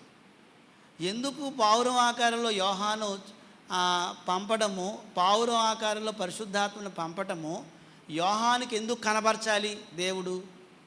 అందరూ చూసారో లేదో తెలియదు అక్కడ. అర్థమైందండి? ఆయన మాత్రం చూశాడు. ఆయనకే ఎందుకు కనబడాలి పావురం ఆకారంలోని పరిశుద్ధాత్ముడు ఆయన మీదకి వచ్చి వాలినట్టుగా అంటే అప్పుడు చెప్తున్నాడు చూడండి, ఏమంటున్నాడు? ఆత్మ పావురం వలె ఆకాశం నుండి దిగి వచ్చుట నేను చూచాను, ఆ ఆత్మ ఆయన మీద నిలిచాను. ఎవరి మీద? ఆయన మీద అంటే పరిశుద్ధాత్మ ఎవరి మీద నిలిచాడంటే యేసు ప్రభువు వారి మీద నిలుచున్నాడు. అది చూశాడు. అప్పుడు నిలిచాను. నేను ఆయన్ని ఎరుగునైతిని కానీ నీళ్ళలో బాప్తిజం ఇచ్చుటకు నన్ను పంపినవాడు. ఎవరు పంపించారట? యోహాను కూడాను దేవుడే పంపించాడు. బాప్తిజాలు ఇవ్వు అని చెప్పాడు, పంపించాడు. నన్ను పంపినవాడు నాకు ఒక సంగతి చెప్పాడు. ఏటట చూడండి, నీవెవని మీద ఆత్మ దిగువచ్చుట నిలుచుట చూతువో ఆయనే పరిశుద్ధాత్మలో బాప్తిజం ఇచ్చువాడని నాతో చెప్పాను. ఏమని చెప్పాడండి? పరిశుద్ధాత్మలో బాప్తిజం ఇస్తాడని చెప్పాడు. ఇంకా కిందకి వెళ్ళండి. తర్వాత, ఈయనే దేవుని కుమారుడని నేను తెలుసుకొని సాక్ష్యం ఇచ్చి తిని అనెను. అంటే ఇప్పుడు చెప్పండి, ఈ విధంగా జరిగించడంలో ఎందుకు అలా జరిగించాడంటే బాప్తిజం ఇచ్చి యోహాను గుర్తించడానికి. ఎవరైనా గుర్తించడానికి? చెప్పండి గట్టిగా, ఎవరైనా గుర్తించడానికి? యేసు దేవుని కుమారుడిని గుర్తించడానికి ఆ కార్యక్రమాన్ని జరిగించాడు. అంతే తప్ప ఇప్పుడు ఎవరైనా ఎక్కడైనా పావురాలు వేసి పావురాలు వదిలి ఇలాంటివి చేయడానికి కాదు. అక్కడ పర్పస్ ఉంది. అక్కడ పర్పస్ ఏంటంటే యోహాను గుర్తించాలి. ఎవరైనా గుర్తించాలి? ఈయన దేవుని కుమారుడిని గుర్తించాలి. ఆ విషయాన్ని ఎవరు ఏర్పాటు చేశారంటే పరలోకంలో ఉన్న దేవుడు ఏర్పాటు చేశాడు. ఇతను గుర్తించాలి, యోహాను గుర్తించాలి. ఎవరిని గుర్తించాలి? ఆయన దేవుని కుమారుడిని గుర్తించాలి. అందుకోసమని పావురం ఆకారంలో పరిశుద్ధాత్మని ఆయన మీదకి వచ్చినట్టుగాను ఆయన మీద ఉన్నట్టుగాను ఇతను చూసి సాక్ష్యం ఇవ్వటానికి. అంతే తప్ప పావురమే పరిశుద్ధాత్ముడు కాదు. కొన్ని చోట్ల పావురాలు ఎగరేస్తూ ఉంటారు, కొన్ని చోట్ల పావురాలు ఫోటోలు వేస్తూ ఉంటారు, కొన్ని చోట్ల యేసుప్రభు వారి భుజాల మీద కూడా అక్కడక్కడ ఫోటోలు ఉంటాయి కదా. ఎవరు ఉంటారు ఇక్కడ? పావురం వేస్తారు ఇక్కడ. అంటే అనుకుంటారు పావురం వలె, పావురం ఆకారం తప్ప పావురం వచ్చి వాలినట్టుగా చెప్పటం లేదు. పావురం పరిశుద్ధాత్ముడు కాదు, సర్పం సాతాను కాదు. అది గాడిద కూడా మాట్లాడిందే. ఎక్కడ? బిలాము ప్రవక్త గాడిదని ఎక్కి బాలాకు ఇచ్చిన డబ్బుల కోసం ఆశపడి కొంతమందిని ఇశ్రాయేలు శపించడానికి వెళ్ళేటప్పుడు 3 సార్లు కొడుతూ ఉంటే అది కదలదు. కదలకపోతే గట్టిగా ఇంకా కొట్టేస్తూ ఉంటే ఆ గార్ధాభమే మాట్లాడింది. అంత మాత్రాన కాదు. అతను దేవుడు ఎవరినైనా వాడుకుంటాడు, సాతాను కూడా వాడుకుంటాడు. ఆ విధంగా ఇది ఎందుకో చూసాము. అప్పుడు యేసుప్రభు వారు ఏం చేశారంటే పరిశుద్ధాత్ముడు ద్వారా ఎన్ని కార్యాలు చేశాడు తెలుసండి? అద్భుతంగా అన్నిటిపైన అధికారం కలదని నిరూపించాడు. ఆయన ఎన్నో కార్యాలు చేశాడండి. అతను మనం చదువుతాం అవన్నీ కూడా ఆయన జీవితంలో. అతనిలో ఉన్న ఒక గొప్ప కార్యం ఏమిటంటే ఆయన చేసిన దాంట్లో పాపాలను క్షమించే అధికారం కూడా ఆయనకు ఉంది. ఇది ఎవ్వరికీ లేదు, ఇది ఎవరికీ లేదండి, పాపాలు క్షమించే అధికారం. ఎంతోమంది యేసుప్రభు దగ్గరికి వచ్చేటప్పుడు యేసుప్రభు వారు ఏమని చెప్పేవారంటే, అమ్మా నీ పాపాలు క్షమించబడ్డాయి, నువ్వు వెళ్ళిపో అని అనేవారు. ఎందుకు? ఆ శిలువ మీద వేలాడుతున్న దొంగ ఉన్నాడు కదా, కుడి చేతి వైపు ఉన్న దొంగతో ఏమన్నాడండి? నేడు నీవు నాతో పాటుగా పరదేశంలోకి వచ్చేయి అని అన్నాడు. అంత అధికారం ఆయనకు ఉంది, అంత అధికారం ఉంది. కొలత లేని ఆత్మను పొందుకున్నాడు ఆయన. కాబట్టి బాప్తిజం ఇచ్చి యోహాను పుట్టుకతోనే ఆత్మను పొందుకున్నాడు. యేసుప్రభు వారు బాప్తిజం పొందినప్పుడు ఆత్మను పొందుకున్నారు. ఇక్కడ 3వ దగ్గరికి వెళ్తున్నాం. అపోస్తులు అంటే 12 మంది. అపోస్తులు అనే మాటకు అర్థం ఏంటండి రాజారావు గారు? అపోస్తులు అనే మాటకు అర్థం ఏంటండి? పంపబడినవాడు. ఎవరి చేత పంపబడినవాడు? దేవుని చేత, యేసుప్రభు చేత పంపబడినవారు. యేసుప్రభు వారు 12 మందిని శిష్యులుగా చేసుకొని వారికి ట్రైనింగ్ ఇచ్చాడు. ఈ ట్రైనింగ్ ఇచ్చిన వాళ్ళు అందరూ కూడాను ఒకసారి గమనించండి, ఆయన ఆరోహణమై వెళ్ళిపోతున్నాడు. 40 రోజులు ఈ భూమి మీద ఉన్నారు. 11 మార్లు ప్రత్యక్షమయ్యారు అందరికీ. అప్పుడు ఒలీవల కొండ దగ్గర అందరూ మీట్ అయ్యారు. అందరూ చూస్తుండగానే ఆయన అలా వెళ్ళిపోతున్నాడు. కొంత ఎత్తుకు వెళ్ళాడు. కొంత ఎత్తుకు వెళ్ళిన తర్వాత మేఘం అడ్డుగా వచ్చింది. మేఘం అడ్డుగా వస్తే వీళ్ళందరూ ఇలా చూస్తున్నారు, శిష్యులందరూ. కొంతమంది ఉన్నారు అక్కడ. అప్పుడు ఇలా చూస్తూ ఉంటే వెంటనే దేవదూతలు వచ్చారు. వచ్చి, ఎందుకు ఇలా చూస్తున్నారు మీరు? ఇప్పుడు మీరు ఏ విధంగా అయితే అతను ఆరోహణమై వెళ్ళిపోతున్నాడో ఆ విధంగా మళ్ళీ రెండోసారి ఆయన రాబోతున్నాడు. ఆయన ఏం చెప్పాడు? అది మీరు వెళ్ళి చేయండి అన్నాడు. ఏం చెప్పాడు యేసుప్రభు వారు అంటే, మీరు నేను వెళ్ళిపోయిన తర్వాత మీకోసం ఒక ఆయన పంపిస్తాను. ఎవరిని? ఆదరణకర్తను పంపిస్తాను.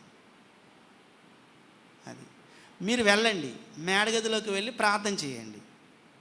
అప్పుడు వాళ్ళు ఏం చేశారంటే, ఆదినాన్న గారు ఏం చేశారు? అప్పుడు వీళ్ళు వెళ్ళి మేడగదిలో ప్రార్థన చేస్తున్నారు. ఏం జరిగింది?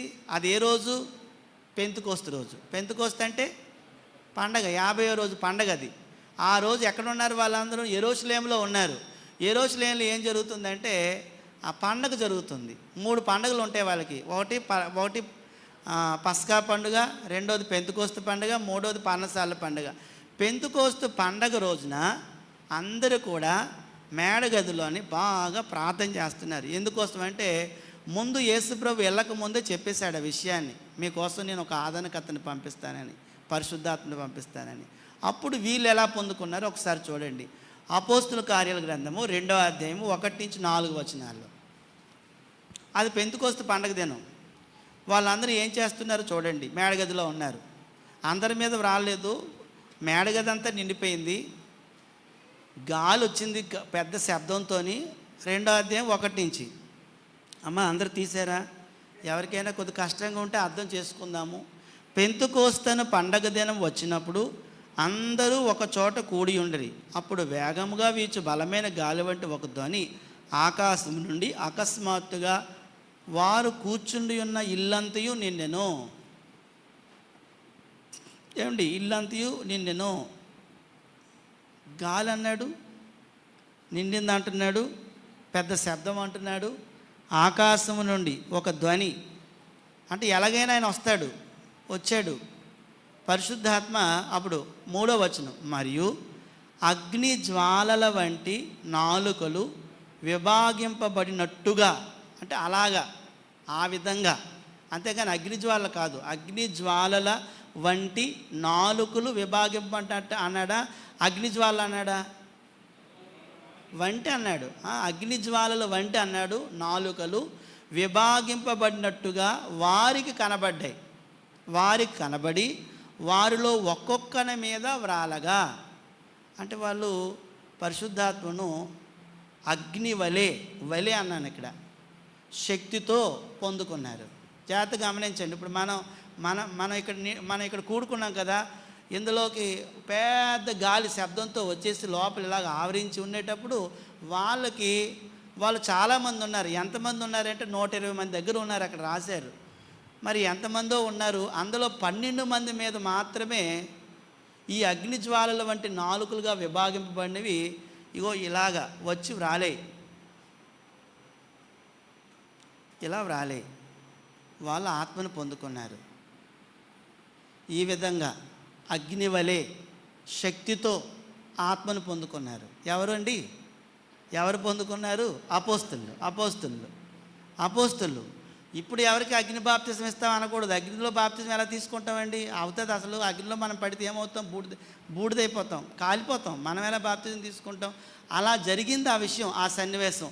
అప్పుడు వెంటనే అసలు ఎందుకు ఇలా జరిగిందంటే ఇక్కడ చదువుతున్నాం చూడండి. యోహాను సువార్త 14వ అధ్యాయం 25-26లో ఆ విషయం ఉంది. ఎందుకు ఇలా జరిగింది, ఎందుకు ఇలా పొందుకున్నారు ఒకసారి చూడండి. యోహాను సువార్త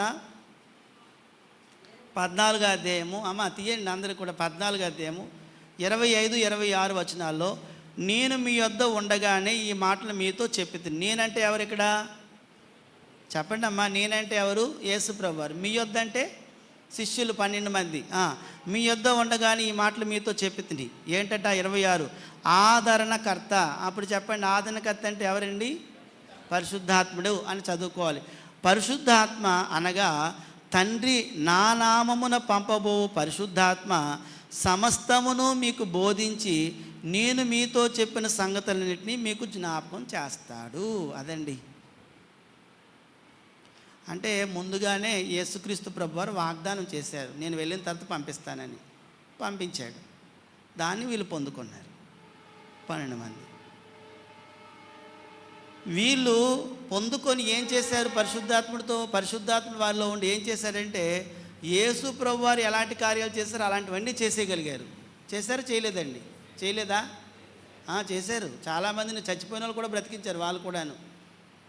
యేసు ప్రభువారు ఎంత మైటీతో, అంటే ఆ పవర్ ఎంత ఉందో అలాంటి పవర్ పొందుకున్నారు.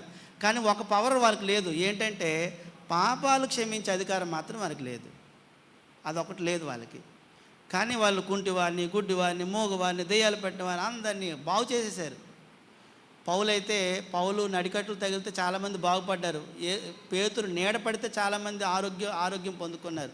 అవన్నీ చేయగలిగారు. కానీ ఈ పరిశుద్ధాత్ముడితో వాళ్ళు పొందుకున్న తర్వాత వాళ్ళు పాపాలు క్షమించే అధికారం మాత్రం వారికి లేదు. కాబట్టి ఆ విధంగా అపోస్తులు పరిశుద్ధాత్మని పొందుకున్నట్లుగా మనం చూస్తున్నాం. నెంబర్ 1, బాప్తిజం ఇచ్చి యోహాను పుట్టుకతో పొందుకున్నాడు. నెంబర్ 2, ప్రభు అయిన యేసుక్రీస్తు వారు బాప్తిజం పొందినప్పుడు పావుర ఆకారం వల్ల ఆయన మీదకి వచ్చి పరిశుద్ధాత్మను వాలాడు. నెంబర్ 3, అపోస్తులు పెంతెకోస్తు పండగ రోజున అగ్ని వలె శక్తితో పరిశుద్ధాత్మను పొందుకున్నారు. 4వది, యెరూషలేములోని దేవాలయం ఉంది.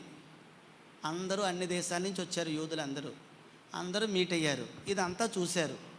ఎప్పుడైతే వీళ్ళు పొందుకున్నారో వీళ్ళు ఏం చేశారు తెలుసా అండి? ఇందులో ఒక ఆయన లేచాడు, నిలబడి వాక్యం చెప్తున్నాడు. వాక్యం చెప్తుంటే అక్కడ ఉన్నవారు అందరూ కూడా వాక్యం విన్నారు. అందులో కొంతమంది పేతుని అడిగారు, అవును నువ్వు చెప్పింది బాగా అర్థమైపోయింది మాకు, ఇప్పుడు మమ్మల్ని ఏం చేయమంటారు అని అడిగారు.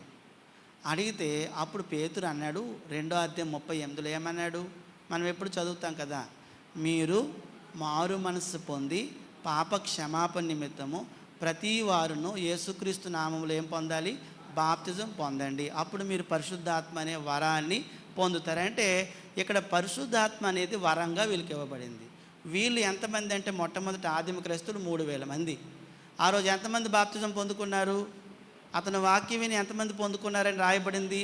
3000 మంది పొందుకున్నారు. 3000 మంది కూడా బాప్తిజం పొందుకున్న తర్వాత వారిలోనికి పరిశుద్ధాత్ముడు వరంగా ఇవ్వబడ్డాడు.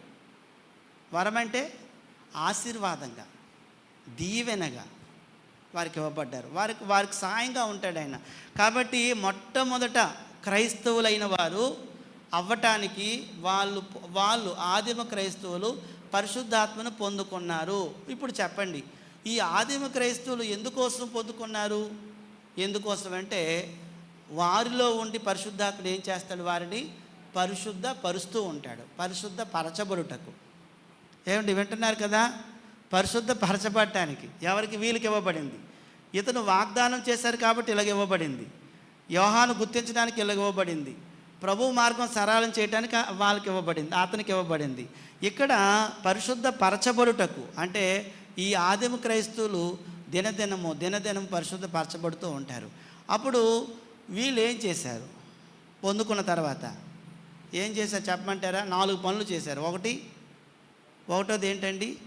అపోస్తుల బోధ యందును, 2వది సహవాసమందును, 3వది రొట్టె విరుచుటి యందును, 4వది ఎడతెక్క ఉన్నారు. అంటే పరిశుద్ధాత్ముడు వారిలోకి వచ్చిన తర్వాత, వరంగా పొందుకున్న తర్వాత వారు ఎప్పుడు కూడా ప్రార్థనలు మానేయకుండా, సహవాసాన్ని మానేయకుండా, రొట్టె విరటం మానేయకుండా, అపోస్తుల బోధ వినటం మానేయకుండా వాళ్ళు ఎడతెక్క ఉన్నట్లుగా వాళ్ళు మనకు కనబడుతున్నారు. అది విషయం. మీకు ఒక సంగతి చెప్తాను చూడండి. అప్పట్లోని యెరూషలేములోకి యూదులు సంవత్సరానికి ఎన్నిసార్లు వచ్చేవారు? 3 సార్లు రావాలి. అంటే 3 పండుగలు ఉంటాయి వాళ్ళకి. ఇప్పుడైతే క్రైస్తవులు అయిన తర్వాత పరిశుద్ధాత్మను పొందుకున్న తర్వాత వాళ్ళు ప్రతిరోజు దేవాలయంలో ఏం చేస్తున్నారు? వాళ్ళు కూడుకుంటున్నారు. చూసారా ఎంత తేడా వచ్చిందో? తేడా ఎంత వచ్చిందో చూడండి. దేవాలయంలో కూడుకుంటున్నారు. రొట్టె విరవటం, ప్రార్థన చేసుకోవడం, సహవాసం చేయటం, ఇదంతా వాళ్ళు చేస్తున్న పని. ఏం చేశారు? ఆదిమ క్రైస్తవులు అది చేశారు. ఎలా పొందుకున్నారు? బాప్తిజం పొందుకున్న తర్వాత ఆత్మను పొందుకున్నారు. బాప్తిజం పొందిన తర్వాత ఆత్మను పొందుకున్నారు. ఐదో విషయంలోకి వెళ్తున్నాం. ఇప్పుడు జాగ్రత్త చూడండి నా వైపు. యెరూషలేములో సంఘం బాగా అభివృద్ధి చెందుతుంది. 3,000 మంది ఒకే రోజు బాప్తిజం పొందుకున్నారా? తర్వాత మీరు చదివితే 5,000 మంది. ఆ తర్వాత ఇంకా పెరిగిపోతుంది. సంఖ్యలా పెరిగిపోతుంటే మరి వీళ్ళందరూ ఎక్కడెక్కడి నుంచో వచ్చిన వాళ్ళు. అప్పుడు యెరూషలేములో ఉన్న కొంతమంది ఏం చేస్తున్నారంటే వాళ్ళకి భోజనాలు పెడుతున్నారు. మరి వాళ్ళకి శాలరీ ఇవ్వటం, భోజనాలు పెట్టడం, వాళ్ళు ఏవో తెచ్చుకున్నారు, అవన్నీ అయిపోయి పెడుతున్నారు, వాక్యం నేర్చుకుంటున్నారు, మొత్తం మీద జరుగుతుంది. ఈ సమయంలో ఒక సమస్య వచ్చింది. ఏంటో తెలుసండి? కొంతమంది విధవరాండ్లని చిన్న చూపు చూడడం మొదలుపెట్టారు. చిన్న చూపు అంటే వాళ్ళు ఏదో మొత్తం మీద అంతగా పట్టించుకోవటం లేదు విధవరాల్ని. ఆ సమస్య ఎవరి దగ్గర తీసుకుని వెళ్ళబడిందంటే, యెరూషలేములో ఎవరుంటారు? అపోస్తులు ఉంటారు కదా, 12 మంది. వాళ్ళ దగ్గరికి వెళ్ళారు. వాళ్ళ దగ్గరికి వెళ్ళి ఏమండి మరి మాకు సమస్య వచ్చింది, ఇలాగా మరి ఏం చేయమంటారంటే, అప్పుడు వాళ్ళు అన్నారు, మేము ఇలాగ వడ్డించడం ఇలాంటి పనులన్నీ మేము చెయ్యం, మాకు 2 పనులు ఉన్నాయి, మేము ప్రార్థన చేయాలి, వాక్యం చెప్పాలి, అదే మా పని. అప్పుడు మీలో ఎవరైనా మంచి వాళ్ళు ఉంటే వాళ్ళని పట్టుకొని రండి అంటే, అప్పుడు 7గురిని బయటకు తీసుకొచ్చారు. 7గురు వచ్చారు. ఆ 7గురు పరిచారకులు. ఆ 7గురు పరిచారకుల పేర్లు 6వ అధ్యాయంలో ఉంది. అపోస్తుల కార్యాలు 6వ అధ్యాయం 5వ వచనం చూడండి ఏముందో. 6వ అధ్యాయము అపోస్తుల కార్యాల గ్రంథము 6వ అధ్యాయము 7వ వచనమా 5వ వచనమా? 5వ వచనంలోనే. అదంతా కాదు, పేర్లు చదివేయండి. వాళ్ళ పేర్లు: స్టెఫను, ఫిలిప్పు, ప్రాకోరు, నికానోరు, తీమోను, పర్మినాసు, నికోలాసు. వాళ్ళు 7గురు పేర్లు వచ్చారండి. వాళ్ళని ఏర్పరచుకున్నారు. ఒకసారి చూడండి, వాళ్ళు 7గురిని తీసుకొచ్చారు. 7గురు వచ్చారు. ఇలా రాగానే అపోస్తులు 12 మంది ఉన్నారు కదా, అందులో కొంతమంది 7గురి మీద చేతులు పెట్టారు. ఇలా చేయి పెట్టగానే వాళ్ళని పరిశుద్ధాత్మ వచ్చాడు. తర్వాత వచనం చదవండి, 6వ వచనం. వారిని అపోస్తులు ఎదుట నిలవబెట్టారు. వారినంటే ఎవరినండి? క్రాంతి. వారినంటే ఎవరిని? 7గురిని. ఎవరి దగ్గర నిలబెట్టారు? అపోస్తుల దగ్గర నిలబెట్టారు. అలా నిలబడ్డారు వాళ్ళు. నిలబెడితే వాళ్ళు ఏం చేశారు? ప్రార్థన చేసి వారి మీద చేతులు పెట్టారు. అంతే. ఎవరి మీద? ఎవరి మీద పెట్టారండి? 7గురి మీద పెట్టారు. 7గురి మీద పెట్టగానే 7గురు ఎవరిని పొందుకున్నారు? ఇప్పుడు పరిశుద్ధాత్మను పొందుకున్నారు. ఇగోండి, అపోస్తులు చేతులు ఉంచడం ద్వారా పరిశుద్ధాత్మను పొందుకున్నారు. అది అప్పుడు పొందుకున్న తర్వాత ఎందుకోసం అంటే కార్యసిద్ధి కలుగుట. కార్యం అంటే అక్కడ పనులన్నీ కరెక్ట్గా జరగాలి, అందుకోసం. అప్పుడు వీరు ఇతరులకు ఇవ్వడానికి లేదు. మళ్ళా ఎవరు వీరంటే ఈ 7గురు ఉన్నారు కదా, 7గురు ఉన్నారు కదా, 7గురిలో ఒక ఆయన సమరయపట్నం వెళ్ళాడు. ఎవరైనా? 7గురిలో ఒక ఆయన సమరయకి వెళ్ళాడు. ఎవరైనా? పిలుపు వెళ్ళాడు. పిలుపు వెళ్ళి అక్కడ సువార్త చేస్తున్నాడు. బాగా చాలామంది మారిపోతూ ఉంటే అప్పుడు యెరూషలేములో వారికి తెలిసింది, పలానా సమరయ పట్టణంలో చాలామంది మారుతున్నారంటే 2 పంపించారు. ఎవరెవరిని? పేతురుని, యోహాన్ని పంపించారు. పేతురు, యోహాన్ అక్కడికి వెళ్ళారు. వాళ్ళిద్దరూ అపోస్తులు. వెళ్ళిన తర్వాత అప్పుడు ఏం చేశారు తెలుసండి? వాళ్ళు కొంతమంది మీద ఇలా చేతులు పెడుతున్నారు. చేతులు పెడితే వాళ్ళకి పరిశుద్ధాత్మ వస్తున్నాడు. దాన్ని ఒక ఆయన చూశాడు. ఎవరైనా? ఒక ఆయన చూశాడు. గారడి సీమోన్ చూశాడు. గారడి సీమోన్ చూసి ఏమన్నాడు తెలుసండి? అప్పటికే ఆయన బాప్తిజం పొందుకున్నాడు. గారడి సీమోను ఏ ఊళ్ళో ఉన్నాడు? ఆయన సమరయ పట్టణంలో ఉన్నాడు. అప్పుడు గారడి సీమోను కొద్ది డబ్బులు పట్టుకొని వాళ్ళ ముందు పెట్టాడు. ఈ డబ్బులు తీసుకొని నాకు కూడా ఈ వరం ఇస్తారని అడిగాడు. ఏ వరం? చదవండి. 8వ అధ్యాయం. అక్కడ చదివితేనే మనం మనం చదివితే అందులో ఉన్నవే. ఒకసారి 8వ అధ్యాయము 17వ వచనం నుంచి. అప్పుడు పేతురును, యోహానును వారి మీద అంటే ఎవరి మీద చెప్పండి ఇప్పుడు? మళ్ళీ ఇక్కడ వారి మీద అన్నాడంటే ఎవరి మీద? సునీల్, ఎవరి మీద? వారి మీద అంటే సమరయ పట్టణంలో ఎవరైతే వాక్యం విని బాప్తిజం పొందుకున్నారో వారి మీద చేతులు ఉంచగా వారు ఎవరు చేతులు ఉంచి ఎవరు పొందారు చెప్పండి? యోహాను, పేతురు ఉంచితే. యోహాను, పేతురు ఎవరు? యోహాను, పేతురు అపోస్తులకు మాత్రమే ఉంది అవకాశం. అప్పుడు తర్వాత అపోస్తులు చేతులుంచుట వలన పరిశుద్ధాత్మ అనుగ్రహింపబడిన సీమోను చూచి, ఎవరే సీమోను? గారడి సీమోను చూచి, వారి ఎదుట ద్రవ్యం పెట్టి, నేను ఎవరి మీద చేతులుంచుతున్నో వాడు పరిశుద్ధాత్మను పొందినట్లు ఈ అధికారం నాకు ఇవ్వండి అని అడిగారు. అదండి ఆయన చేసింది. అడిగితే అప్పుడు వీళ్ళిద్దరు ఏమంటున్నారు చూడండి. అందుకు పేతురు, నువ్వు ద్రవ్యమిచ్చి దేవుని వరాన్ని సంపాదించుకుందువని తలంచుకుంటున్నావా? నీ వెండి నీతో కూడా నశించునుగాక. నీ హృదయం దేవుని ఎదుట సరి అయినది కాదు గనుక ఈ కార్యమందు నీకు పాలు పంపులు లేవు అని చెప్పాడండి. అది పిలుపు చాలా మంచోడండి. అది జాగ్రత్త చూడండి. ఒకసారి ఇటు చూడండి, ఇక్కడ బొమ్మ వేశాను. పేతురు యోహాను చేతులుస్తే 7 పరిచారకుల మీదకి పరిశుద్ధాత్ముడు వచ్చాడు. ఇప్పుడు 7లో రెండో వారి పేరు పిలుపు. పిలుపు సమరీకి వెళ్ళి చాలామందికి వాక్యం చెప్పాడు. ఇగో వాక్యం విన్నారు. ఈ సమరీ పట్టణస్థుల మీద పిలిపే చేయేసేవచ్చు కదా, పిలిపే చేయేసేవచ్చు కదా. పిలుపు వేయకుండా ఎవరు వచ్చారు చేయలు వేయడానికి? పేతురు యోహాను. అంటే వీళ్ళకి అధికారం ఉంది, వీళ్ళు చేయగలరు. అప్పుడు వీళ్ళు వచ్చి వీరి మీద చేతులు ఉంచితే పరిశుద్ధాత్మని వరం వచ్చింది. ఆ విధంగా ఇగో చూడండి ఇక్కడ ఎన్నోదంటే వీరు ఇతరులకు ఇవ్వలేరు. వీరంటే ఎవరు? ఈ 7 ఇతరులకు ఇవ్వలేరు. మళ్ళీ ఇవ్వాలంటే వీళ్ళే రావాలి. అది ఈరోజు చాలామంది నేను చేయి వేస్తాను నీకు పరిశుద్ధాత్మ వస్తుందని చెప్పిన వాళ్ళు ఉన్నారు. వాళ్ళు ఇలా ఊగిపోయిన వాళ్ళు కూడా చాలామంది ఉన్నారు. అబద్ధ బోధ. అది జాగ్రత్తగా గమనించండి. ఎలా పొందుకుంటున్నారు? ఏ విధమైన పద్ధతి ఉంది బైబిల్లో అంటే ఆ 7 పరిచారకులు పరిశుద్ధాత్మను పొందుకున్నారు. కానీ వారు చేతులు ఉంచితే మరొకరు పరిశుద్ధాత్మను పొందుకునే అవకాశం లేదు. అందుకే పేతురు యోహానులు వచ్చి సమరీ పట్టణస్థుల మీద చేతులు ఉంచడం వల్ల పరిశుద్ధాత్మని వరాన్ని పొందుకున్నారు. ఆ పరిశుద్ధాత్మను పొందుకున్నప్పుడు ఒక ఆయన అడుగుతున్నాడు, మరి అదేదో నాకు డబ్బులు ఇస్తాను, కొద్దిగా నాకు ట్రాన్స్ఫర్ చేయొచ్చు కదంటే, నువ్వు దేవుని వరాన్ని డబ్బులు ఇచ్చి కొనుక్కోవాలనుకుంటున్నావు, ఇందులో నీకు ఏమాత్రం పాలు వాట లేదని అతన్ని గట్టిగా గద్దించారు. ఈరోజు చాలామంది టీవీల్లోని వాటిలోని వాళ్ళే చెప్తారు పరిశుద్ధాత్మ దిగు వీళ్ళ మీద కంటే వీళ్ళందరూ ఇలా కదిలిపోయి ఊగిపోతూ ఉంటారు దిగినట్టుగా. అది మరి నిజమో ఈ వాక్యం ద్వారా మనమే సరి చూసుకోవాలి. ఆ రోజు సమరీలో కూడా ఎంతోమంది కన్వర్ట్ అయితే పరిశుద్ధాత్మను పొందుకోవడానికి వీళ్ళు వచ్చి చేతులు ఉంచడం జరిగింది. అంటే ఇప్పుడు ఆదిమ క్రైస్తవులు పొందుకునే విధానం చూసాము, ఎలా పొందుకున్నారో. ఈ 7 పరిచారకులు ఎలా పొందుకున్నారో చూసాము. వీళ్ళకి ఏమి లేదంటే ఇతరులకు ఇచ్చే అధికారం మాత్రం లేదు వీళ్ళకి. ఓకే, కొర్నేలి ఇంటి వారు. కొర్నేలి ఎవరు? కొర్నేలి ఎవరు? శతాధిపతి. ఎక్కడ శతాధిపతి? ఇటలీ పటాలం అనబడిన పటాలంలో కొర్నేలి అనే ఒక సైనికుడు ఉన్నాడు. అతడు శతాధిపతి ఉన్నాడు. అతడు ఒక అన్యుడు, యూదుడు కాదు. ఏమండి ఇప్పుడు మళ్ళీ మారింది. ఇప్పుడు మారుతుంది చూడండి జాగ్రత్తగా. మొట్టమొదటిసారిగా యూదులు అన్యుల ఇంటికి వెళ్ళటం ఇది. యూదులు ఎప్పుడు అన్యుల ఇంటికి వెళ్ళరు. పేతురు ఒక యూదుడు. యూదులు అన్యులతో కలిసి భోజనం చేయరు, అన్యుల ఇంటికి అసలు వెళ్ళరు. కానీ దేవుడు ఆజ్ఞాపించాడు వెళ్ళమని, వెళ్ళాడు. యూదులందరూ కూడా యూదులు అంటే కొంతమంది వెళ్ళారు. పేతురు వెళ్ళాడు. కొర్నేలి ఇంటికి వెళ్ళగానే కొర్నేలి వాళ్ళ బంధువులందరినీ పిలిపించుకున్నాడు, స్నేహితులందరినీ పిలిపించుకున్నాడు. ఇప్పుడు చెప్పండి, కొర్నేలికి బంధువులు ఎవరై ఉంటారు? అన్యులా యూదులా చెప్పండి? కొర్నేలికి స్నేహితులు ఎవరై ఉంటారు?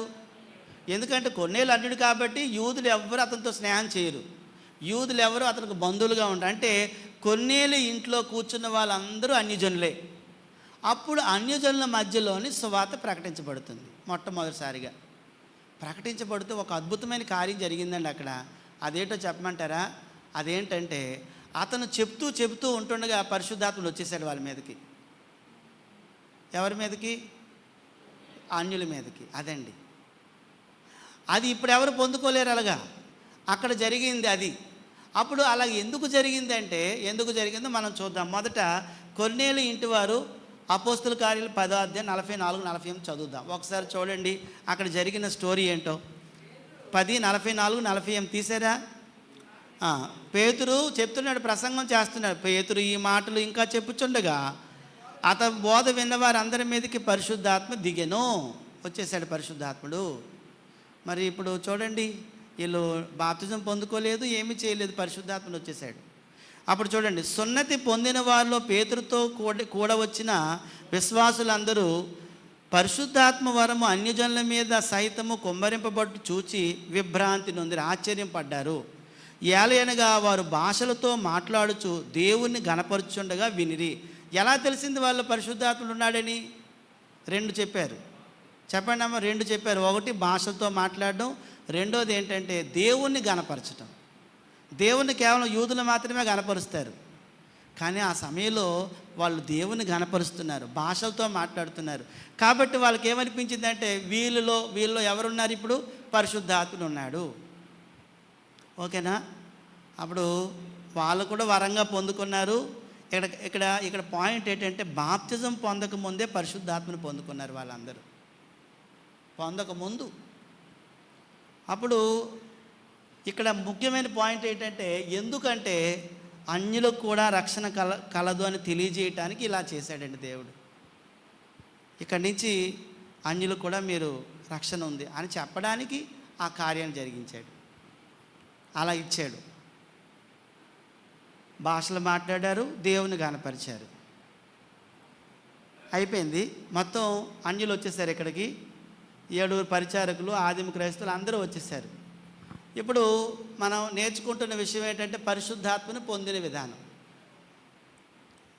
మనం ఆలోచిస్తున్న సంగతి ఏంటంటే, చివరిగా ఈరోజు ఎవరైనా పరిశుద్ధాత్మను పొందుకోవాలనుకుంటే ఈ 6 ఏ విధంగా పొందుకోవచ్చు? ఈరోజు ఎవరైనా నేను పరిశుద్ధాత్మను పొందుకోవాలనుకున్నాను, ఈ 6 ఏ పద్ధతి ద్వారా పరిశుద్ధాత్మను పొందుకోవచ్చు? మనం ఏ విధానం ద్వారా? ఏది మనకు సరిపోతుంది ఇందులో? ఏది మనకు సరిపోతుంది? కొన్నేళ్ళు ఇంటి వారా ఏంటి? కొన్నేళ్ళు ఇంటి వారా అంటే మనం బాప్తిజం పొందకముందే మనకు కూడా పరిశుద్ధాత్మని ఇస్తాడా దేవుడు? ఇస్తానని, వరం ఇస్తాడని చెప్పాడండి బైబిల్లోని. ఒకవేళ పుట్టుకతోనే పొందుకోగలమా? ఇది మనకు చెందదు. ప్రభు అయిన యేసుక్రీస్తు వాళ్ళ పావురం ఆకారంలోకి ఎవరికైనా వచ్చి బాప్తిజం పొందేటప్పుడు వస్తాడా? రారు. ఎందుకంటే ఇక్కడ యోహానుకు సాక్ష్యం ఇవ్వడానికి ఇలా చేశాడు. అగ్ని వలె శక్తితో మనం పొందుకోవడానికి అవకాశం ఉందా? పెంతెకొస్తు పండుగ రోజున.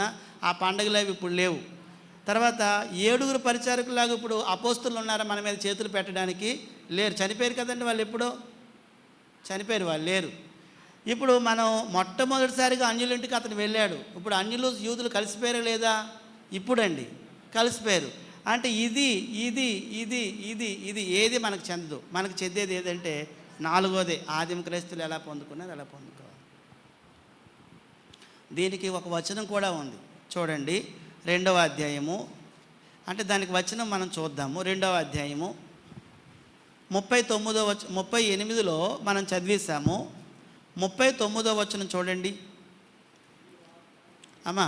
38 చదువుతాను, 39 కూడా చదువుతాను చూడండి. పేతురు, మీరు మారు మనస్సు పొంది పాప క్షమాపణ నిమిత్తము ప్రతివాడు యేసుక్రీస్తు నామాన్ని బాప్తిజం పొందండి, అప్పుడు మీరు పరిశుద్ధాత్మ అనే వరం పొందుదురు. అది వాగ్దానం. ఏంటి? పరిశుద్ధాత్మ అనే వరం పొందటం. 39లో ఈ వాగ్దానము ఏది? వాగ్దానం ఏదో చెప్పండి అమ్మ, వాగ్దానం ఏదో చెప్పండి ఇందులోని. ఇప్పుడు 39వ వచనం చదివామా, అందులో వాగ్దానం ఏదండి? ప్రామిస్ ఏది? పరిశుద్ధాత్మను వరంగా పొందటం. ఈ వాగ్దానము మీకును మీ పిల్లలకును దూరస్తులందరికీ, అనగా ప్రభువైన మన దేవుడు తన యొద్దకు పిలిచిన వారికి అందరికీ చెందును. ఇప్పుడు మనం అందులో ఉన్నాము లేదండి? 39వ వచనంలోని మనం అందులో ఉన్నాం, 39వ వచనంలో ఉన్నాం. అంటే ఈరోజు ఎవరైనా ఒకవేళ పొందుకోవాలంటే ఇదిగో ఇలాగే పొందుకోవాలి. 4వది మనకు చెందుతుంది. ఈరోజు ఎవరైనా వాక్యం వినాలి, విశ్వాసం ఉంచాలి, మనస్సు మార్చుకోవాలి, ఒప్పుకోవాలి, ముంచబడాలి. అలా ముంచబడిన వెంటనే అతనిలోనికి వరంగా పరిశుద్ధాత్మ వస్తాడు, పరిశుద్ధాత్మ వరంగా ఇవ్వబడతాడు. ఇది విషయం. కాబట్టి నేడు చాలా రకాలైన బోధలు వచ్చేసాయి బయట. కానీ ఈరోజు పరిశుద్ధాత్మను పొందుకునే విధానం ఏదంటే ఒకే ఒక విధానం. అదేంటంటే ఎవరైనా ఇంకా బాప్తిజం పొందుకోకపోతే వాళ్ళు తప్పకుండా వాక్య విని ఆ విన్నదాన్ని మీద విశ్వాసం ఉంచి తాను మారు మనసు పొందుకొని యేసుని ప్రభువని ఒప్పుకొని యేసు మూడో దినాన్ని లేచాడని వారు విశ్వసించి నీటిలోకి వెళ్ళి ముంచబడితే అలా ముంచబడిన వారిలోనికి ఎవరు వస్తారంటే పరిశుద్ధాత్ముడు వస్తాడు. పుట్టుకతోనే రాడు, పావురం ఆకారం రాడు, చేతులుంచితే రాడు. అన్యుల్లాగా ఇప్పుడు మనమేం అన్యులు అందరం కలిసిపోయాం కాబట్టి కొన్నేళ్ళు ఇంటి వారి వలె బాప్తిజం పొందకముందు ఆయన రాడు. ఇప్పుడు ఎవరైనా పొందుకోవాలంటే కేవలము విని విశ్వసించి మనసు మార్చుకొని ఒప్పుకొని బాప్తిజం పొందాలి. అలా పొందిన వారికి మాత్రమే పరిశుద్ధాత్ముడు వరంగా ఇవ్వబడతాడు. అప్పుడు చెప్పండి, ఎందుకు పరిశుద్ధాత్ముడు మనకు వరంగా ఇప్పుడు ఇవ్వబడుతున్నాడంటే దేవుడి సంకల్పం ఏమిటని చెప్పుకున్నామండి.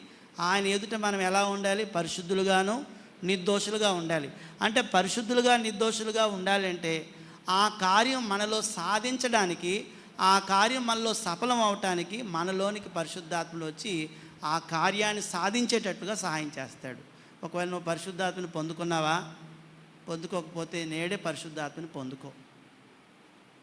పొందుకొని దేవుడి సంకల్పంలోనికి రావాలి. వచ్చి దేవుని రాజ్యం నీలోని ఉండి నీవు దేవుని కుమారుడిగా బ్రతికి దేవుడి యొక్క సంకల్పాన్ని నెరవేర్చు. అందుకు ప్రతి ఒక్కరూ కృషి చేయాలి. అది విషయం. ఇంతవరకు ఓపికగా విన్న మీ అందరికీ కూడా ప్రభుపేట వందనాలు.